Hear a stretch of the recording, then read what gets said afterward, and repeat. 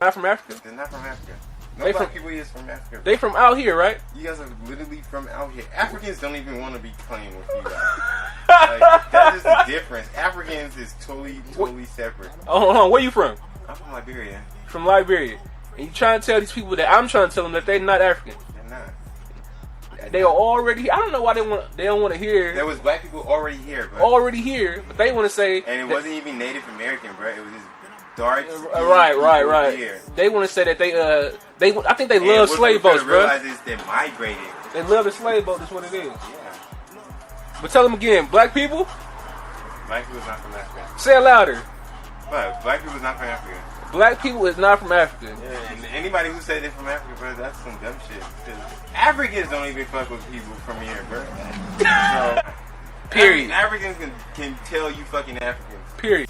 The black people out here is not from Africa. They're not from Africa. No black people is from Africa. They from out. A letter here from Thomas Jefferson to John Lynch, 21st of January, 1811.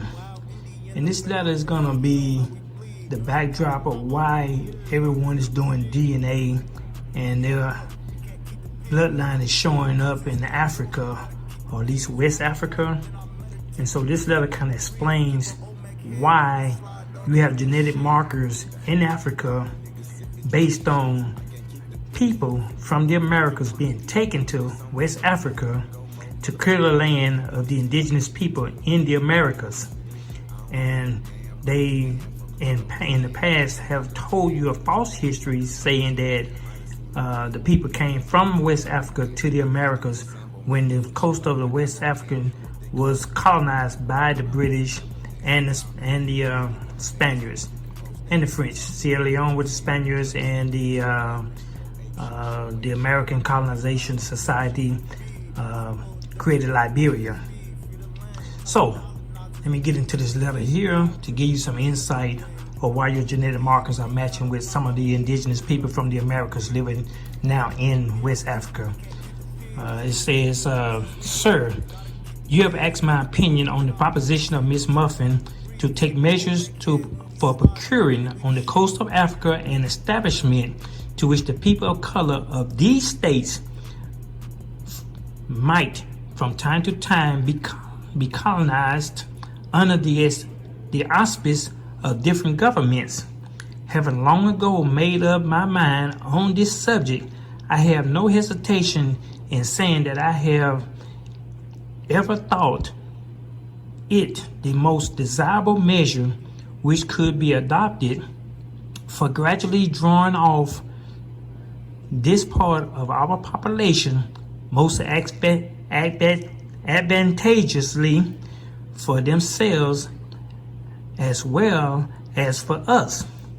Going from a country possessing all the useful arts, talking about the Americas, they might be the means of transplanting them among the inhabitants of Africa, and would thus carry back to the country of their origin, which is an assumption because they saw brown-skinned people here and they assumed that all brown-skinned people are the same.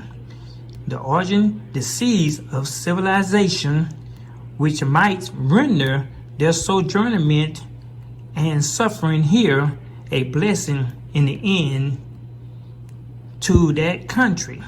So they want to send your people from here to Africa, and they assume that you came from Africa since they met you here, and say, well, these people look like the people close to our country over there in England, Africa.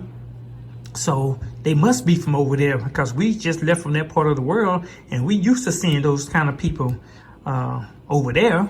So they look identical. So let's just send them over there, get rid of them, so we can free the land.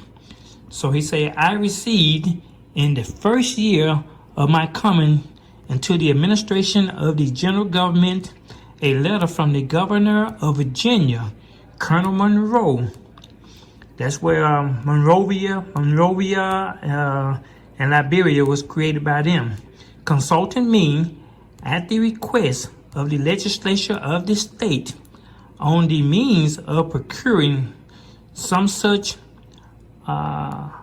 asylum to which these people might be occasionally sent.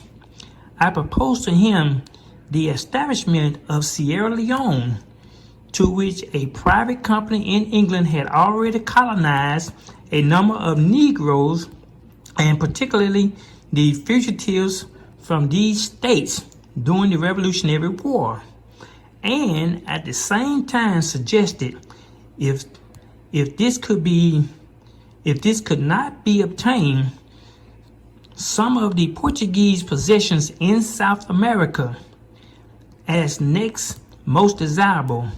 Third, the subsequent legislation approving these ideas. I wrote the assuring year 1802 to Mr. King, our minister in London, to endeavor